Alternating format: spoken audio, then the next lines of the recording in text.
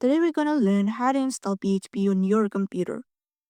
As you can see, I already have PHP installed, but it is an older version, and I want to update it.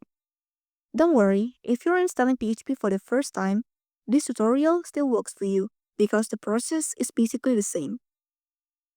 The very first thing you need to do is go to the official PHP downloads page. And since I'm using Windows as my operating system, I go to the Windows downloads page. Here, I choose the thread safe zip version. Once the download is complete, extract the folder. I personally rename the folder to something short and simple, but this step is optional.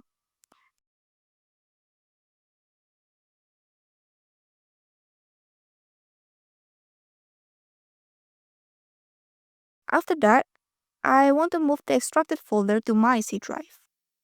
Now, go into the PHP folder, click on the address bar, and copy the full path. Next, open your environment variable settings, click on environment variables, and in the system variables section, find and click on path. Then click edit. Click new, and paste the path you copied earlier. Since I already have PHP installed, I move this new path above the old one because the system reads the list from top to bottom, so we wanted to use the new version first. You can also delete the old path entirely if you no longer need it. If you're installing PHP for the first time, you don't need to worry about this step. Just make sure your new path is added. After that, click OK to save your changes.